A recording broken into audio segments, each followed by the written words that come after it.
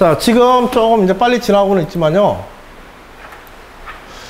대략적으로 이제 우리가 특히 이제 미분에서부터 적분까지, 지금 우리 2차 수업에서 미분에서의 적분까지 수업들에서 여러분들이 중요하게 보고 생각해야 되는 것들이, 미분에서는 이제 교과적인 정리들이죠. 정리와 수학적 명제들에 대한 이제 증명법. 그 다음에 미분에 대한 활용, 도함수. 미분계수의 정의와 도함수의 정의에 관한 것들, 함수의 연속성에 관한 것들, 극한에 관한 개념들. 이런 것들이 계산에서 이제 매우 중요했었고, 나중에 평값 정리라든지 이런 것들. 평값 정리, 로레 정리, 막 이런 정리들, 미분적 정리들에 대한 증명들이 있었지. 그치? 그런 증명 과정에서 우리는 보조함수라는 거를 상당히 꽤 심도 있게 이렇게 활용해가지고 미분적 명제를 증명하는 방법들에 대한 이야기를 또 했었고, 뒤에 가면 그 평값 정리와 부등식과 연계된 문제들 매우 중요하다 그랬죠. 그치? 평값 정리와 부등식의 상관관계. 평값 정리를 위해서 부등식 증명하는 거. 그 다음에 미분을 통한 함수의 개형과 최대치에 관한 문제들 해가지고 뭐 여러 것들을 갖춰와서 왔고, 지금 적분에서도 앞에서부터 쭉 왔는데, 결국 이거 해온 것들이 다 뭐냐면은요, 다 해온 것들이 여러 가지 있고 막 조금 복잡한 문제인 것처럼 보이지만, 결국 특정 문제들에 대한 논술 문제로서 특정 문제 영역에서 등장하는 유형의 형식이, 유형과 교과상에서 이런 건 좀 특별해, 논술에 이런 건 좀 특별해, 이런 요소들만 탁탁탁 보고 넘어온 거야. 하나하나 문제를 다 푸는 것, 세부적인 어떤 계산 과정에서 꼼꼼함, 이건 여러분들이 연습할 때 쓰는 거고, 연습하고 일반 학습할 때 이런 건 꼼꼼히 하는 거고요. 논술 문제에서 이렇게 아까 전처럼 곡선에서의 닮은꼴 정의, 이런 건 우리가 흔히 볼 수 없는 것들이란 말이야. 논술 문제니까는 제시문이나 문제 이론 속에 넣는 거야. 자, 평값 정리. 미분에서 평값 정리 나왔다. 근데 미분에서 평값 정리 가지고서 뭐 기울 계산하고 접선 어떻게 하고 접선의 기울 계산하고 이런 거 하는 데다가만 쓰는 게 아니라, 논술에서는 평값 정리를 특정 부등식을 증명하는 데도 사용한다. 부등식을 증명하는 데도 사용한다. 그때 어떤 식으로 활용하는가? 흔히 쓰는 교과적 계산이나 교과에서 필요한 뭐 접선 계산하고 뭐 이런 것들 아까 뭐 하긴 했지만, 접선 뭐 찾아내고 접선의 방향, 이거는 지극히 교과적인 일들이야. 그거는 당연히 해야 되는 거야. 논술에서 안 한다는 게 아니라 논술에서 당연히 해야 되는 거야. 그렇지? 근데 여러분들이 지금까지 해오면서 쭉 봐놓고 나중에라도 뭔가 정리해보고 싶다고 한다면은요, 그 뻔하게 교과서에서 하는 그것들에 대한 계산을 꼼꼼히 이것들을 점검하는 게 아니라, 정말로 논술에서 필요한 요소들이 어떠한 것들이 논술에서만 나오는 것들이 있었지? 이런 특별한 것들을 찾아서 정리해놔야 돼. 알겠죠? 계산이 꼼꼼하면 여러분들 첨삭 문제 같은 거 풀어가면서 문제 결과들이 정확한가 이런 거 점검하면서 하는 거야.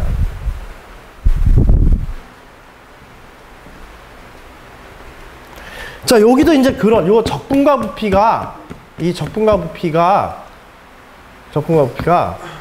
요게 지금 여러분들 교과 영역에서 아마 빠져있는 문제야, 지금. 그런데 이 적분과 부피에 관한 내용들도 사실은 굉장히 간단하게 교과상의 이론에다가 제시문 하나 정도만 여러분들 붙여주면은요, 바로 문제로 만들 수 있어요. 제시문도 몇 줄 필요 없어. 한 4-4줄짜리 제시문이면은요, 여러분들 여기 적분과 부피라고 하는 이 영역에 관한 문제들을 갖다가 논술 문제에서 충분히 낼 수 있는 문제가 돼요. 여러분들이 가지고 있는 정적분에 대한 지식만 가지고도, 교과상에. 그리고 사실 이 적분과 부피 부분은요, 여러분들이 논술 문제에서도 자주 등장하지만요, 이 심층면접 문제 소재로 굉장히 자주 등장합니다. 지금 여기 적분과 부피에 나와 있는 요 기본 예제 1번부터요, 기본 예제 4번까지의 문제들 있잖아요. 기본 예제 4번. 여기까지의 문제, 기본 예제 1번, 2번, 3번, 4번까지의 문제들. 이것들이 다 서울대 포항공대 심층면접 문제들입니다. 마지막에 있는 문제가 여러분 논술 문제 나왔던 주제 하나 실어놓은 거고요. 혹시라도 이제 심층면접 준비하시는 분은 이때 이 적분과 부피에 관한 내용이라든지 뭐 아이디어, 수학적 아이디어 이런 것만 조금 하시면 되는데, 뭐 그렇게 어려운 내용은 아니지만은 생소한 내용이라서 조금 이제 힘든 부분이야. 이 적분과 부피의 기본은 여러분들 구분구적법에 있어요. 정적분에. 구분구적법에 관한 원리에 들어있는 건데, 그걸 이제 활용하는 거야. 알겠지?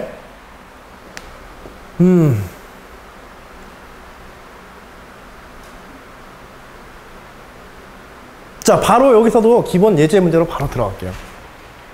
거기 이론에 관한 게 조금 나와 있는데, 그 이론에 관한 거는 뭐 중요하지 않다는 건 알지만은 굳이 여기서 이해하고 넘어가야 될 그런 문제는 아니고, 문제 보면서 바로 이해할 수 있으니까는 그 이론의 식보다도 그 이론의 내용.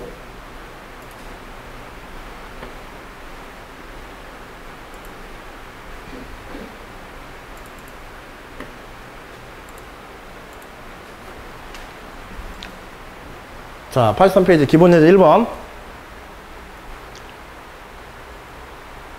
자, 그림과 같이 모서리의 길이가 1이면 이건 계산 문제야. 그림과 같이 모서리가 1인 정육면체에 A, B, A, C, D, G를 삼각형 CDG, 비금친 삼각형 CDG를 선분 AB 둘레로 회전시킨 회전체의 부피인데요. 도형의 회전체의 부피인데, 보통은 우리가 함수의 회전체의 부피는 함수의 회전체 부피 계산할 때 어떤 도형을 계산한 거냐면,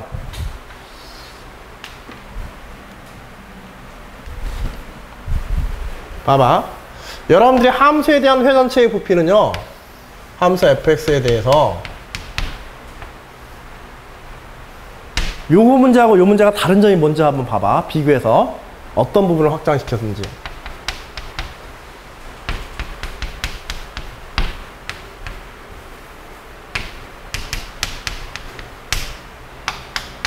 자, 요걸 요렇게 회전시킨 거야. 함수에 대한 회전체 부피는. 그치? 이 회전체 부피 계산하는 방식과 이 회전체 부피 계산하는 방식이 어떤 차이가 있을까요? 도형은 이게 훨씬 간단해 보이지. 그치? 삼각형이니까. 어떤 차이가 있을까? 크게. 소리 크게. 빈 공간. 중간에 빈 공간이 있어. 저 빈 공간 때문에 어떤 일이 생기는 거야? 저 빈 공간이라는 표현을 갖다가 조금 더 수학적으로 멋있게 해보면, 회전축이 어디에 포함되어 있지 않아? 회전축이 회전 도형에 속해 있지 않단 말이야. 회전축과 회전 도형이 떨어져 있는 거야. 알겠지? 그러니까 예를 들어서 이런 문제라고 한다면, 이 도형을 회전시킨 게 아니라 아까는처럼 평행의 사변분원 수형 문제처럼 이런 도형을 회전시키는. 응? 그러면 이거는 뭘 하면 되냐면, 바깥쪽 회전체에서 안쪽, 아래쪽에 축에 가까운 놈의 회전축을 빼면 돼. 바깥쪽 회전시키고 꽉 채워서 회전시키고 안쪽에 비어있는 회전체만큼의 부피를 빼버리면 되지. 요거 바깥쪽 회전시켜가지고. 그치? 그러면 요것만 회전시킨 거 계산할 수 있다. 즉 어떤 함수 회전시키면 돼? 아, 이것도 즉 여러분들 뭐 교과서에 다뤘는지 모르겠는데, 이런 회전체에 대한 계산 다뤘어요 혹시? 축에 포함되어 있잖아요. 이런 떨어져 있는 도형에 대한 회전체 계산하는 거.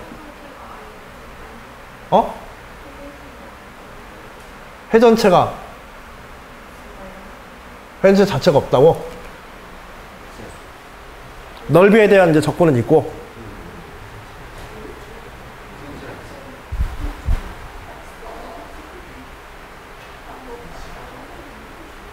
이게 아까 얘기했는데, 니네 회전체가 지금 적분에 빠져있지 않냐?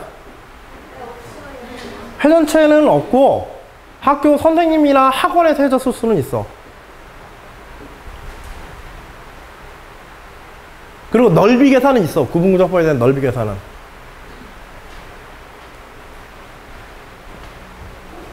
근데 뭐 회전체 자체는 이론은 굉장히 간단해. 회전에서 단면에다가 작은 원기둥에, 아까 전에 작은 원기둥에 적분법 해가지고 다 더하는 거야. 알겠지? 회전체는 뭐다? 작은 원기둥의 부피다. 여러분들 제시문에다가 이거 회전체 부피 안 나온다고 생각하면 안 돼요. 정말 흔하게 나오는 게 논술 적분에서 회전체 적분이야. 제시문에 뭐만 들어있으면 되냐면, 제시문 가해가지고 함수 fx에 x equal a, x equal b에서의 부분을 함수 fx와 x축 사이 영역에 대해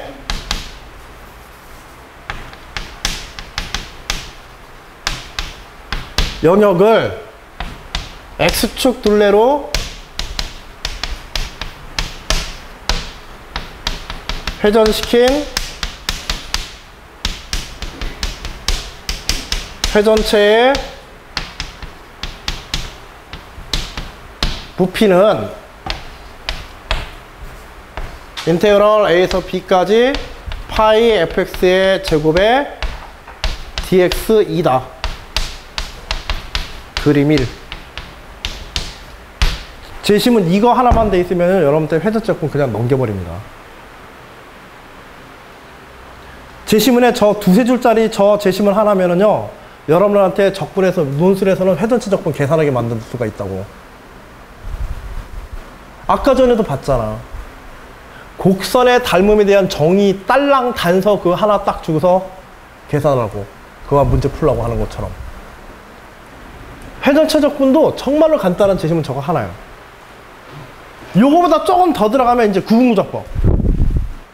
이것들을 구분구조법으로 했을 때 그림 1에서처럼 뭐 이런 식으로 해서 작은 원기둥의 부피로 계산할 수 있다 해가지고 여기서 또 한 몇 줄 더 써가지고 그냥 또 딱 끝내버리면은 이번에는 회전체 적분에 대한 구분구조법까지도 문제에 넣을 수 있는 거예요. 논술 문제 이렇게 만들 수가 있다고.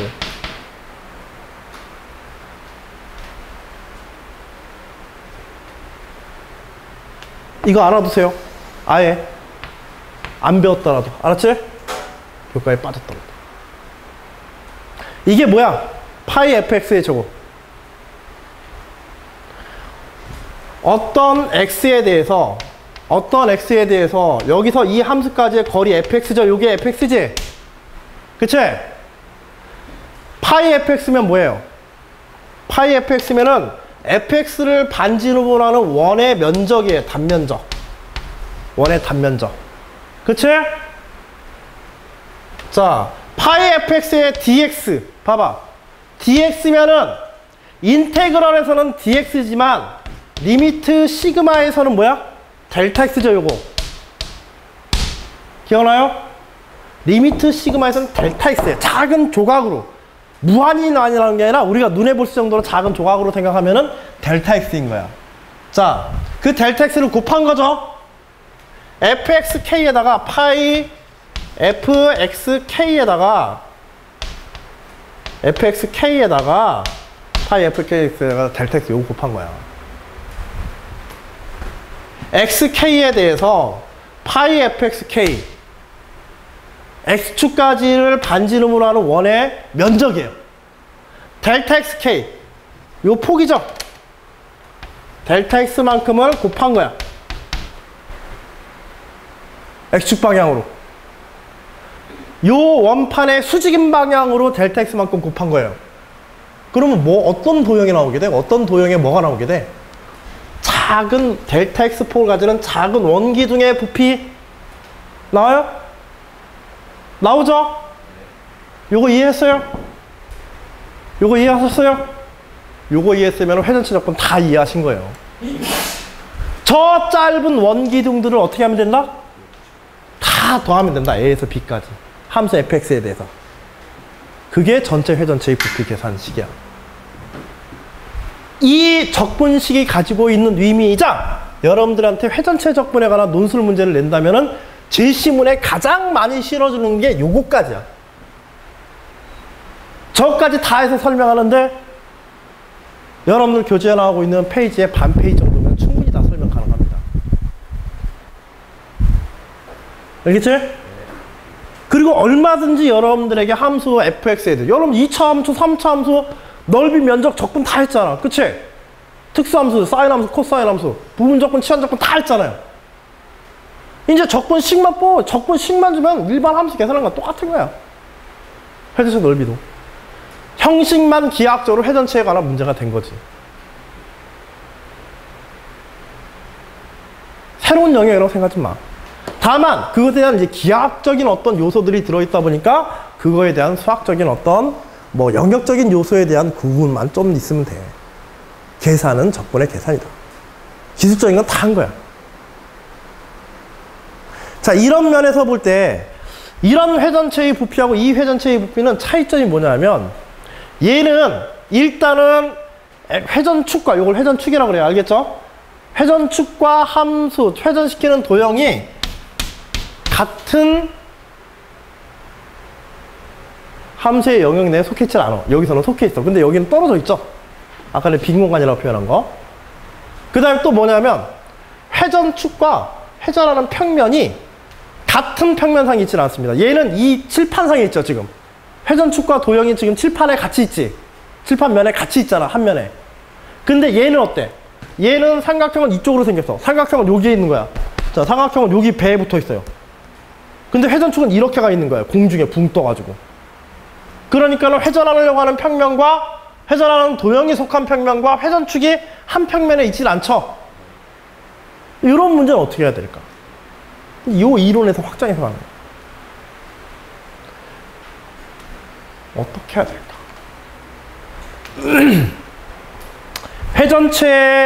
회전체 부피 계산할 때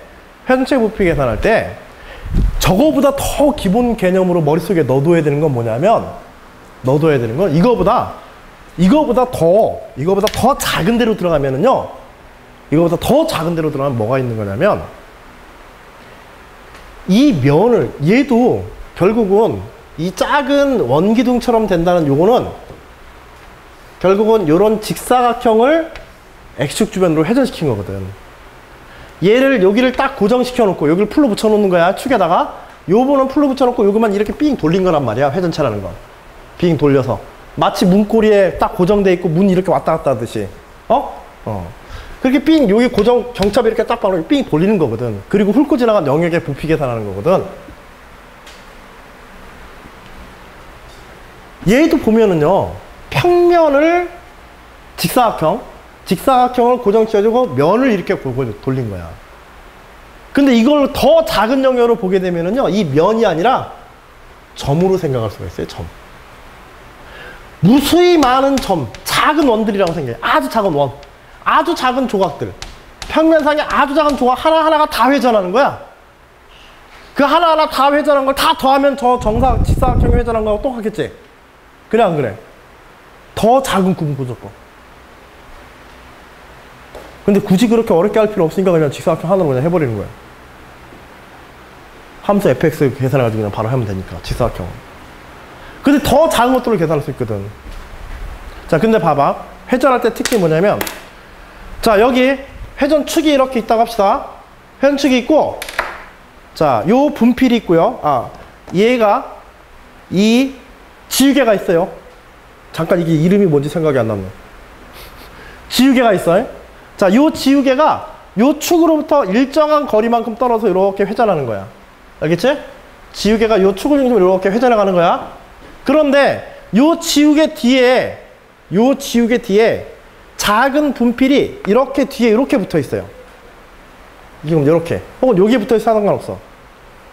자, 지우개가 회전하면서 훑고 지나간 공간의 부피와 여기에 이 조각이 이렇게 붙어가지고 회전한 부피가 어때? 둘이 부피가, 자 봐봐, 이렇게 해서 어떻게 하는 거야? 딱 이렇게 해서 여기 이렇게 고정시켰다고 보면 되는 거야. 이렇게 해서 이런 식으로 훑고 지나간 지우개의 부피를 보는 거야. 예를 들어 얘가 직사각형이면은 뭐야? 그냥 직사각형이 훑고 지나간 부피만 계산하면 되지. 얘가 붙어 있는 거는 의미가 있어 없어? 없어. 얘가 훑고 지나간 건 의미가 없어. 왜? 왜 없어? 왜? 그치, 이 지우개가 지나가는데 속해 있기 때문에 안 되는 거야. 이게 아무리 길게 삐죽 튀어나와 있어도 이 직사각형의 회전 영역 내에 들어가 있으면 상관이 있다 없다? 없는 거야. 직사각형 자, 그러면 얘에 대한 부피의 계산이, 봐봐 여기 이것에 대한 부피의 계산이 왜 필요 없어? 얘가 회전할 때는요, 이 지우개가 회전할 때 중요한 거는 회전축에 제일 가까운 것과 제일 먼 것만 의미가 있기 때문에 그래요. 어떻게 계산하면 돼? 제일 멀리 있는 요 선 있잖아요. 제일 멀리 있는 요 선을 회전시켜서 기둥부피 기호해. 그 다음에 제일 가까이 있는 요선 있죠? 제일 가까이 있는 요 부분을 회전시켜서 기둥부피 구해서 빼버려. 속의 빈 부분 빼버려. 그러면 지우개의 부피 나오지.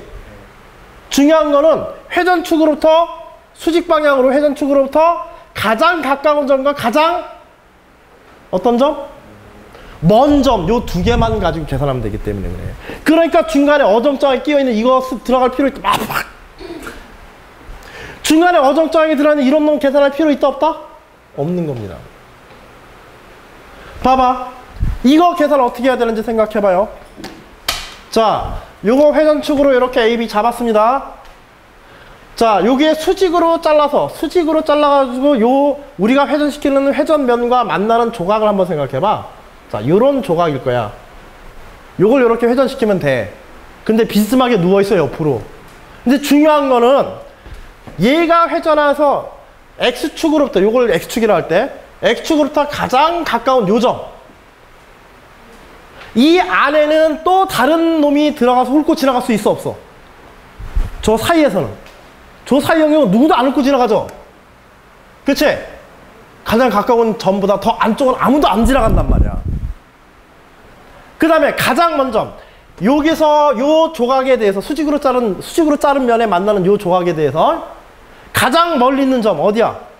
이 X축으로부터, 회전축으로부터 가장 멀리 있는 점은 여기죠. 여기 이 점. 그치? 얘가 회전하면서 원을 또 원판을 만들어요. 가장 가까운 점과 가장 먼 점 사이만 계산하면 되죠. 요것만 계산하면 되지. 중간에 이런 놈들은 생각할 필요 있다 없다? 없다.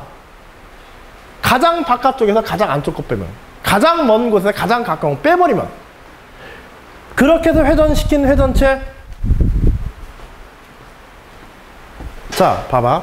요거의 위치를, 요거의 좌표를 X좌표라고, X라고 합시다. 여기가 원점, 이렇게 X축 잡고, 영역 1까지. 자, 회전체, 요걸 회전시키는 거야. 요 조각. 요 점, 가장 가까운 점, 거리 얼마예요? 요 거리만 알면 되지? 그치? 거리 얼마? 여기는 1이야. 그쵸? 자, 요거 직각 이등변 삼각형이죠? 직각 이등변 삼각형입니다. 정사각형의 반쪽인 직사각 삼각형이에요. 따라서 요 길이와 요 길이가 어때? 이 길이와 이 길이가 같죠? 즉 여기가 X면 여기도 뭐야? X예요. 그쵸? 우리한테 필요한 건 요게 필요한 게 아닙니다. 요게 필요한 게 아니라 제일 먼 거리, 요게 필요한 거야. 제일 먼 거리 이 길이는 얼마예요? 루트 1 플러스 X의 제곱이죠. 그치? 자, 뭘 회전시켜요? 반질, 여기서 이것까지 요 점을 회전시키면 되죠. 파이 뭐의 제곱? 루트 1 플러스 파이 R의 제곱 dx 델타 x. 그치? 인테그럴. 그리고 여기에서 뭘 빼주면 돼? 제일 먼 곳에서 제일 가까운 거. 반지름 1이네요. 제일 가까운 곳은. 그치? 반지름의 1인 원. 뭐야? 파이 1의 제곱. 요거를 빼주면 되는 거야. 그치? 바깥쪽 원에서 안쪽 원. 제일 먼 쪽에서 제일 가까운 원 빼주는 거야. 그리고 뭐 곱해? 델타 x 곱하고 인테그럴 dx하고 인테그럴 어디서 어디까지? 0에서부터 어디까지? 1까지 적분 영역. 0에서부터 1까지 적분해주면 이 회전체의 부피 계산 끝입니다. 더군다나 이거 더 간단하게 정리해서요. 이 인테그럴 간단하게 정리해서 인테그럴 0부터 1까지 파이 1의 제곱은 사라져버려. 이게 제곱이니까, 루트의 제곱이니까 파이 1의 제곱은 여기 파이 제곱이죠. 파이 1의 제곱. 요 둘은 사라지고 결국 파이 x의 제곱만 남는 거예요. 그래서 결국 파이 x의 제곱 dx 이렇게 되는 거 똑같습니다. 요 부피는. 식은 뭐 계산하면서 간단해진 거야. 그리고 이거 적분하면 어떻게 돼요? 3분의 1 파이 x의 제곱 0부터 1까지. 그래서 얼마? 3분의 1 파이. 끝입니다.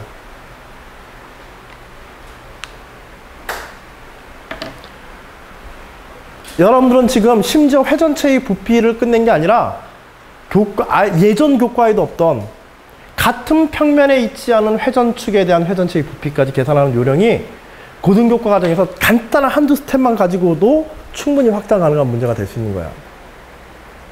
알겠지? 자, 회전체의 최종 문제는 조각을 회전시킨다는 개념에 그 조각이 회전할 때 뭐가 중요하다? 가장 가까운, 회전축으로부터 가장 가까운 점과 가장 먼 점, 델타 X 사이에서, 응? 그것만 생각하면 되는 거야.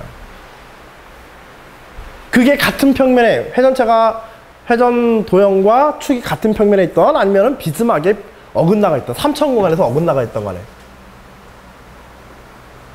됐지? 자, 그래서 오늘 카발리의 원리도 어차피 적분 뭐 2차 곡선에 면적해가지고 카발리의 원리도 어디에 확장하는 걸 주로 썼냐면 도형의 면적, 넓이 계산하는 데 주로 사용했고요. 그 다음에 적분과 넓이에 관한 연습 예제 문제 우리 한번 살펴봤고, 그 다음에 회전체 부피에 관해서 간단한 초기 이론, 물론 이제 교과 이상의 이론이긴 하지만은 간단한 문제지만 교과 이상의 이론을 포함한 문제가 어떻게 되는지 이런 것들 한번 쭉 살펴본 겁니다. 이 내용들 중에서 우리가 여러분들 수능 문제 풀고 단순히 계산 문제에서 접근할 수 없는, 다뤄지지 않는 수학적 이론이나 내용들에 관한 것, 그런 부분들이 어떤 부분들이 있었는지 그 부분에 대해서 한번 잘 점검해 두시고 연습 문제라든지 이런 것도 풀어가면서 계산 부분까지도 한번 꼼꼼히 점검해 두시기 바래요. 알겠죠? 그리고 이 적분법에 관한 해설지도 내가 카페에 올려놓지? 그치? 카페에 있을 거야.